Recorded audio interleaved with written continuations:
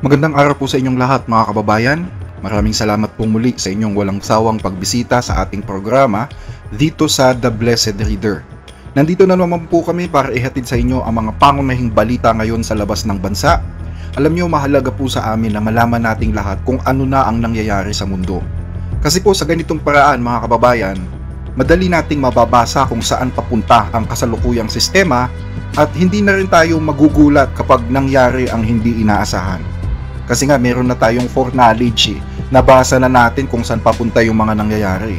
Pero paalaala lang po ang inyo pong mga mapapanood o napapanood dito sa ating channel ay hango din po sa mga balita ng local and international news agencies.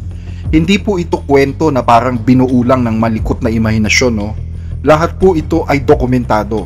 Kung papanoorin ninyo ang mga video, makikita po ninyo ang mismong mga sources na aming pinagkukuhanan. So maraming salamat po sa inyong panonood at susunod na po ang ating mga balita.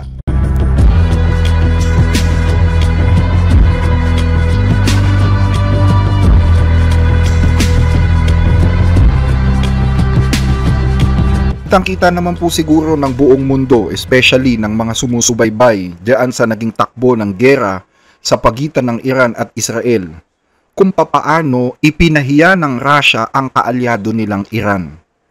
Ipinagmamalaki pa naman ng Foreign Minister ng Iran yung strategic or military partnership daw ng Russia at Iran. Well, I'm going to Moscow this afternoon and I have a meeting with President Putin tomorrow morning.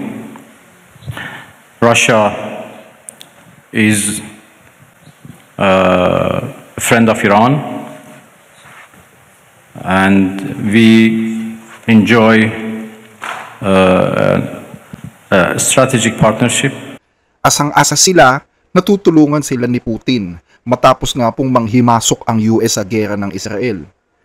Pero yun nga po, sa kasamaang palad mga kababayan, napahiya ang Iran dahil nung pumunta sila doon, ang sasabihin lang pala ni Putin is hindi siya makakatulong. Well, kahit naman sinong tao sa mundo ay talagang madidisappoint kapag nakita na inilalaglag siya sa ere ng kaibigan niya, di ba po? Lalo na kung ibinigay mo naman sa kaibigan mo yung lahat ng mga pangangailangan niya nung panahon na kailangan ka niya. Hindi ka naman nagkulang. Kaya dito sa ginawa ni Putin, talaga pong na-disappoint ang Iran dito. Ang sabi nga po dito sa balita, Iranian sources told Reuters earlier this week that Tehran had not been impressed with Russia's support so far. So hindi nga talaga bumilib ang Iran sa ginawa ng best friend nilang Russia. Pakiramdam nila ay iniwan sila sa ere. Pakiramdam nila ay minulto sila. At ganito rin po ang paniniwala ng mga eksperto sa Iran, hindi lang yung mga pangkaraniwang tao o yung mga politiko, kahit ang mga eksperto sa Iran naniniwala sila na sila ay inilaglag talaga sa ere ng kanilang kinikilalang kaibigan. Definitely Iran is not satisfied with the Russian position. Alam nyo kasi kung anong inaasahan talaga ng Iran na gagawin ng Russia? Ang sabi po dito sa balita, the Iranians in turn expected more from Russia. So umaasa sila sa Russia. Anong inaasahan nila? They expected a much larger amount of aircraft, military, space technology, not to mention nuclear. So iyon ang gusto ng Iran. Mga eroplano, mga sundalo, mga space technology. Pero wala nga sila sa Russia. At syempre may intindihan mo naman siguro ang Russia dahil meron pa nga daw silang gerang inaatupag sa Ukraine. Pero syempre, ano man ang dahilan na sabihin nila, masakit pa rin yun sa Iran. Kasi nga itinuring nga silang kaibigan, kaalyado. Pero yung pagiging kaalyado nila hanggang salita lang, di ba? At alam naman ng Russia na masama din ang loob ng Iran sa kanila. Syempre, di ba, kahit naman sino mararamdaman yun. Kung tayo nga alam natin na masama ang loob ng Iran sa Russia. Ang Russia pa kaya ang hindi makaramdam nun? Ramdam nila yan. Alam nyo ba, sinabihan ng Russia ang Iran na huwag nilang ihinto ang pakikipagtulungan sa UN nuclear watchdog na IAEA. Ito sabi sa balita Russia says it wants Iran to keep cooperating with UN nuclear watchdog. Yan ang payo ng Russia sa Iran. Pero sa palagay nyo ba susundin ng Iran yan? Di nila sinunod yan. Pinirmahan ng presidente ng Iran ang isang batas na nagbaban sa IAEA na makapasok sa Iran. Sabi siguro ng Iran sa Russia, Traidor ka nga di ba? Nilaglag mo nga kami sa ere tapos papayuhan mo kami na huwag iban o huwag pigilin ang IAEA sa pagpasok sa amin. Sino ka, di ba? Lakas naman ng loob mo na payuhan kami ng ganyan. So, ito po mga kababayan ay isa lamang sa mga nakikita nating senyales na mayroon pong tampo ang Iran sa Russia. Sige, isa-isahin natin kung anong mga pinaggagawa ni Putin na ikinasasama ng loob ng Iran. Given na yung hindi pagbibigay ng military support, alam na natin yon. Pero maliban doon ay marami pa po talagang mga nakakainsultong bagay na pinagsasabi si Putin sa Iran. Una, ang sabi ni Putin, yun daw hindi pag-alis ng mga Russian scientists sa Iran, yun daw po ay pagpapakita na nila ng suporta. Наши специалисты работают в Бушере. 250 человек и еще командированные. Общая численность может достигать 600. И мы не уходим. Разве это не поддержка? O, di ba nakaka-insulto? Natural, hindi nila iiwan yung Bushehr nuclear plant sa Iran kasi kanila yun eh. Property ng Russia yon. Natural na hindi mo talaga iiwan yun kung ikaw may-ari nun. Pero hindi yun ibig sabihin na nagpapakita ka ng suporta. Pagprotekta yun sa personal na interes mo, hindi yun pagprotekta o pagsuporta sa Iran. Tama? Natural na hindi nila iiwan yun kasi kanila yun eh. So personal na interes ang gumada doon, hindi yun pagtulong sa Iran. At ang matindi pa mga kababayan, ang sabi pa ni Putin, hindi naman daw nangihingi ng tulong ang Iran sa Russia. Ну, за другой поддержкой к нам Иран и не обращался. Kita nyo yan kung gaano kaloko to si Putin? Kaya nga nagpunta doon yung foreign minister ng Iran para humingi ng tulong, di ba? Hindi naman siya nagpunta doon para lang mamasyal eh. Nagpunta siya doon para humingi ng tulong. Kahit ang buong mundo, ganun din talagang inaasahan. Nung nilusob ng Israel ang Iran, tinulungan pa ng US, lahat ng tao nakatingin sa mga kaalyado ng Iran sa Russia at China. Tapos sasabihin ni Putin, hindi naman daw nanghingi ng tulong ang Iran. Kung ikaw Iranian, maiinsulto ka nito, di ba? Kaya tuloy, ang balita natin, kasabihan daw po ngayon dyan sa parlamento ng Iran, sa kanilang batasang pambansa, nasaan ang mga kaibigan mo kapag kailangan mo sila? Yan ang kasabihan ngayon dyan. Wala ang Russia, wala ang China, wala yung mga proxy, mag-isa lang ang Iran na lumaban sa Israel at sa US. Dalawa pa ang kinalaban ng Iran. Yung mga taong sinuplayan mo, binigyan mo ng pera, tinustusan mo, tinulungan mo, wala lahat nung panahon na mag-isa ka na lang na nakikipaglaban. Samantalang nung panahon na nangangailangan ang Russia, libu-libong mga kamikaze Shahid drones ang ipinadala ng Iran sa kanila. We are hearing that Iran plans to send about 1,000 more weapons to Russia, including advanced guided missiles for Moscow's war in Ukraine. Tehran has already supplied deadly drones. At nung time na pabagsak na ang Syria, nagtulong din ang Russia at Iran doon para isustain yung bumabagsak na rehime ni Assad. Pero ngayon, naiwang mag-isa ang Iran. Sabi siguro ng Iran, nung kailangan mo ko, binigay ko sa iyo lahat eh. Pero nung ako naman ang nasa pangangailangan, wala ka. At kahit man ang China, wala ring binatbat, wala ring itinulong. Ni hindi man lang nagparamdam na magpapadala ng kahit konting bala ng baril. Pero may balita tayo na tumulong ang China sa Russia sa gera nito sa Ukraine. Russia and China are expanding their military cooperation. According to Ukrainian intelligence, the Kremlin will receive about 600 Chinese military personnel as early as this year. Alam nyo, yun ang masakit no? Akala mo magkakaibigan kayo, akala mo magkakabarkada kayo. Pero bandang huli, sila lang pala yun talagang magkaibigan. Ikaw pinaplastic ka lang. Nakikisama lang sila sa'yo dahil may kailangan sila sa'yo. Napakasakit nun mga kababayan. Kaya yan ang natutunan ng Iran sa kasaysayang ito. Nakakalungkot yan kung isa kang Iranian. Kaya siguro imbis na mag-alsa ang mga Iranian sa gobyerno nila, pabagsakin yung rehimen doon, lalo silang nagkaisa. Kasi wala namang ibang tutulong sa kanila kundi sarili lang nila, di ba? Nakita ng mga Iranians na wala silang katulong. Kaya sila yung nagtulungan. Kaya kita nyo ngayon, ano ang reaksyon ng mga Iranian sa alyansa ng Russia at Iran? Ano yung reaksyon ng mga tao sa Iran? Bagsak! Mula nang matapos ang 12 araw na digmaan sa pagitan ng Iran at Israel, patuloy na lumalakas ang batikos sa Tehran tungkol sa pagtanggi ng Russia na tumulong sa Iran sa gitna ng labanan.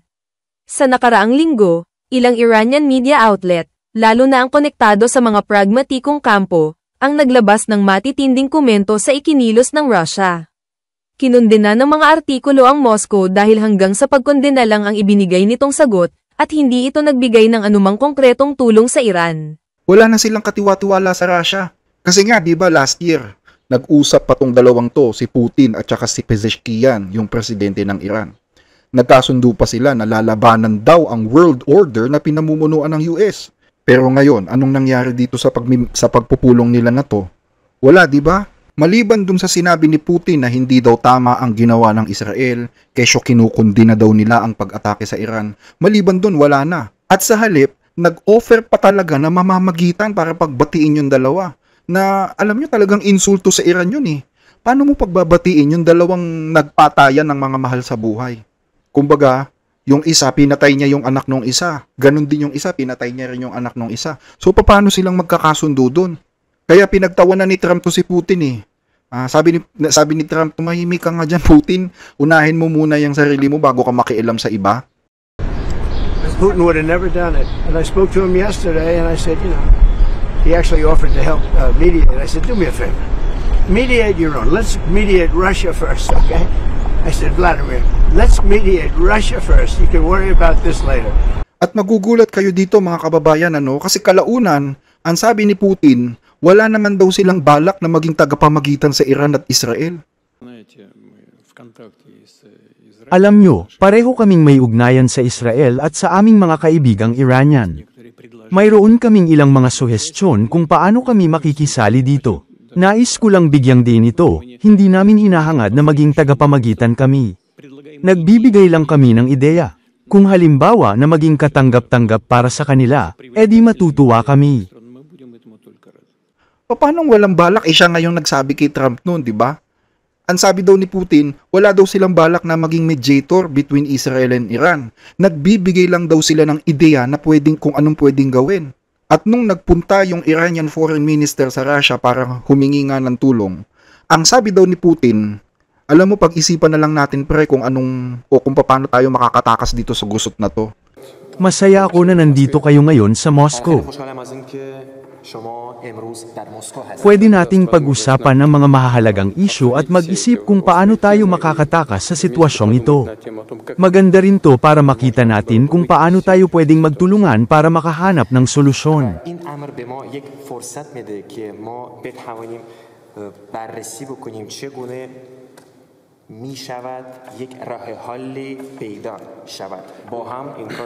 Yun daw ang sinabi ni Putin doon sa foreign minister ng Iran. O diba, pang-aasar to eh. Tapos nung in-interview si Putin ng June 18, kung magpapadala ba ang Russia ng military assistance sa Iran, ang sabi ni Putin, Iran had not made any formal request for assistance. Wala daw formal na request ang Iran para humingi ng assistance. Nakita nyo na kung anong klaseng kaalyado to si Putin? Pero alam nyo ba mga kababayan kung bakit kinakaibigan ng Russia at China ang Iran? Yung totoong rason kung bakit? Alam kasi ng Russia at China na isolated ang Iran. Mag-isa, walang kaibigan. Ang dami pang sanctions. Walang bumibili ng langis nila. So kung kakaibiganin nila itong bansang ito, makakabili sila ng murang langis. Tama? Wala namang bumibili ng langis mo, di kami na lang para may pera ka rin, di ba? Pero dapat mura lang. Total kami lang naman ang nagtsatsagang bumili sa'yo eh. Kung hindi kami bibili sa'yo, kawawa ka naman. So, murahan mo lang yung presyo ng langis. Parang ganun yung mensaheng gustong iparating ng China at ng Russia dito sa Iran, Lalo na yan China. Kasi yan ang numero 1 buyer ng langis sa Iran. Kumbaga, sinamantala nila yung pagiging isolated ng Iran. Pinaasa, kunyari, kaibigan, pero hindi naman pala. Meron lang talaga silang kailangan sa Iran. Kumbaga, pakikipagkaibigan, kapalit ng murang langis. At para naman sa Russia, pakikipagkaibigan, kapalit ng strategic location. Kasi magandang location ng Iran para sa depensa ng Russia at saka sa impluensya ng Russia sa Middle East. Yun lang naman ang habol ng Russia sa Iran Tsaka yung kanilang mga ballistic missile kahit nga yung mga armas na binibenta ng China at Russia sa Iran, madami doon, dispalinghado Kung hindi sira, ang baba naman ng quality. Pati serbisyo ng pagdi-deliver, bagsak din. Ito sabi sa balita, hindi tayo nag-iimbento dito. Ang sabi dito sa balita, many nations that procured weapons from China have now stopped buying big-ticket items from that country. The list include Algeria, Egypt, Iran, and Sri Lanka. Stockholm International Peace Research Institute has also reported on declining trends when it comes to Chinese defense exports. Nakita nyo? Kaibigan mo, binibentahan mo ng dispalinghado, ayaw mo pang ayusin yung delivery. O anong klaseng kaibigan yun, di ba? At ano pa ang katunayan na murang langis lang talaga ang habol ng, especially ng China sa Iran. Pero hindi naman talaga sila tunay na kaibigan pagdating sa gera, no? Hindi sila maaasahan. Ano katunayan? Alam nyo ba na nung magbanta ang Iran na ipapasara ang Strait of Hormuz na daanan ng 20% ng mga langis na kinakalakal sa mundo, aba, umalma ang China. Bala kasi ng Iran yung Strait of Hormuz, mga kababayan, alas nila yan. Sabi ng Iran, sige, girahin nyo kami. Isasara namin ang Strait of Hormuz para wag makadaan dyan yung mga langis ninyo. Maghanap kayo ng ibang daanan. Aba, nung marinig ng China yun, umalma sila Nanawagan ang China sa international community na kumilos. Pigilan nila ang Iran na wag isara yung strait na yan o yung daanan ng mga kalakal na yan. Kasi numero 1 magsasuffer ang China dyan Ang Persian Gulf at ang mga katabing dagat nito ay mahahalagang ruta para sa pandaigdigang kalakalan ng mga produkto at enerhiya. Ang kaligtasan nito at katatagan sa rehiyon ay para na rin sa interes ng lahat sa international community. Nananawagan ng China sa international community na dagdagan pa ang pagsisikap na pahupain ang tensyon ng hidwaan at iwasan na magkaroon ng mas malaking epekto sa paglago ng ekonomiya ang kaguluhan sa rehiyon. Nakita nyo? Kasi nga sila ang madidihado dito kapag ipinasara ng Iran yung Strait of Hormuz. So halatang halata kung ano lang ang habol ng China sa Iran. Dapat kung ayaw mo talagang gumawa ng ganyan ng Iran, tulungan mo, di ba? Kung talagang kaibigan sila ng Iran, kaya lang naman dumarating sa ganyang desisyon ng Iran, dahil wala na nga silang choice, wala silang katulong, kumbaga desperate move na nila yan, kasi nga walang tumutulong. So kung kaibigan ka at para huwag dumating sa kanyang desperadong desisyon yung kaibigan mo, tulungan mo, di ba? Kaso nga po, nalaman natin, base na rin sa mga balita, na economic cooperation lang talaga ang kayang ibigay ng China. Hindi maaasahan ang China pagdating sa military alliance, mga kababayan. Kaya wala talagang maaasahan ng Iran sa kanila. At ang Iran naman, syempre, no choice. Kailangan nila ng pera ng China para mabuhay. Kaya hindi sila nagtanim ng sama ng loob dito tulad ng ginawa nila sa Russia. Kasi bali-balig na rin man ng mundo, ang China pa rin ang pinakamalaking customer ng Iran sa langis. Kaya pagkatapos ng gera, imbis na magalit sila sa China dahil hindi tumulong, nagpasalamat pa rin ang Iran sa China kahit ganun nga yung nangyari. Pero alam nyo mga kababayan, in fairness naman din sa Russia at China, granting na hindi nga sila nakatulong sa Iran sa mismong gitna ng digmaan. Pero kahit papano naman, meron namang nagawa itong dalawang bansang ito para sa Iran. Kasi nung mga panahon na hindi pa nag-uumpisa ang gera ng Iran at Israel, hindi naman nagdamot ang Russia at China sa Iran ng mga technology na kailangan nila para makabuo ng mga missiles at mga armas na pwede nilang gamitin sa self-defense. Halimbawa ang Russia. Wala namang ibang bansa sa mundo na nag-supply ng air defense sa Iran kundi ang Russia lang Hindi naman sila nakakuha ng air defense system sa Amerika o sa Europe. Russia lang ang bukod tanging nagbebenta sa kanila nun. So nakatulong pa rin ang Russia kahit papano, at least meron silang nagamit na air defense, di ba? At yung China, alam nyo ba na libo-libong tonelada ng missile fuel ang nabili ng Iran para makabuo ng mga ballistic missiles nila dyan sa China? Alam nyo po yung ammonium perchlorate na ginagamit ng Iran para fuel ng kanilang missiles? Galing sa China lahat yun. Napaka-importante nun sa pagbuo ng missile. Kung wala yon, walang missile ang Iran. Kaya kahit papano nakatulong pa rin talaga tong dalawang bansang ito Yun nga lang, hindi sa gitna ng gera, no? Ang totoo, malaki rin naman ang pagkukulang ng Iran kung bakit sila nagkakaganyan. Ilang taon nilang iginapang yung nuclear project nila. Kaya ilang taon din silang isolated sa mundo. Diyan nila halos binuhos ang oras at panahon nila hanggang sa mapabayaan na ng Iran yung mismong security ng kanilang bansa. Ni bomb shelter, wala sila, di ba? Oo nga, madami nga silang mga ballistic missiles at mga drones.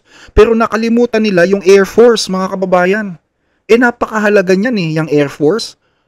Yung kanilang mga jet fighter, pangyabang lang. Pero ang totoo, luma naman lahat yun. Ang paniniwala kasi ng Iran, mas mahirap daw na ma-intercept ang mga missiles kaysa sa mga jet fighters. Kaya ang nangyari, hindi nila maatake ng personal ang Israel.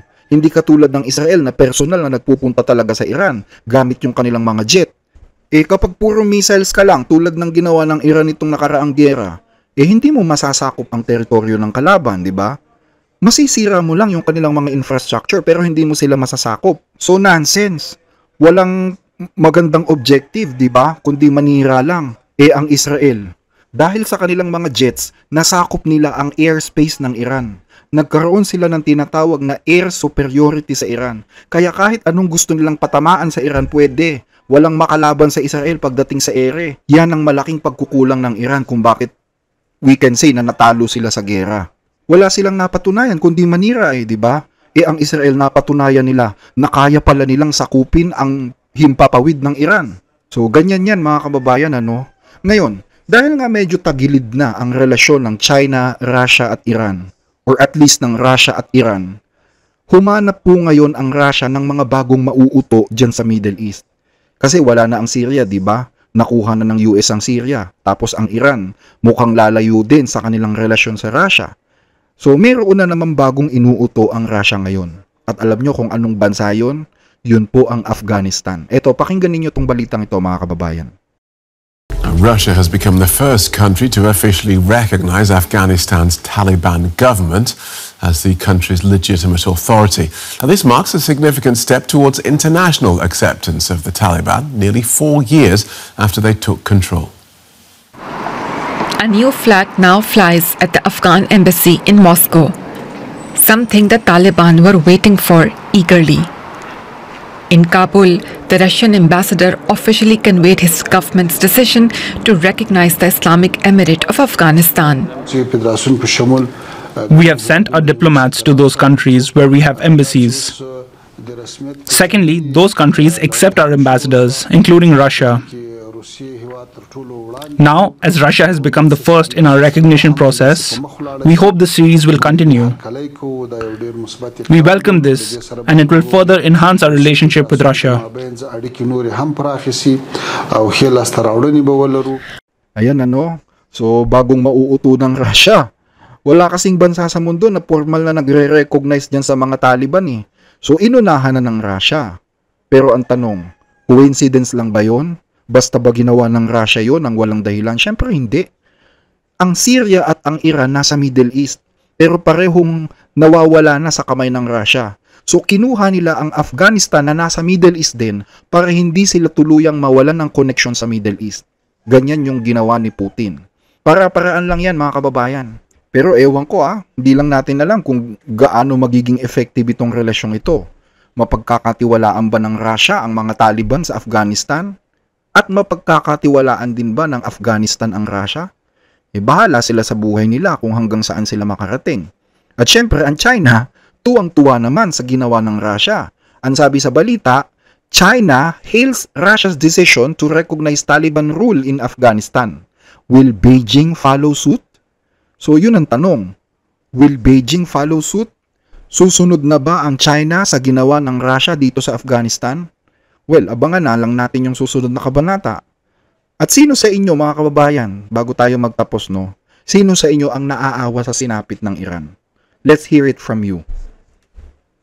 So I think hanggang dito na lang po ang ating mga balita at pagtalakay sa episode na ito mga kababayan. Muli po ay maraming salamat po sa inyong panonood. At maraming salamat din po sa ating mga taga-subaybay, especially po kina Sir Carlos Mendibel. Kamusta po kayo sir?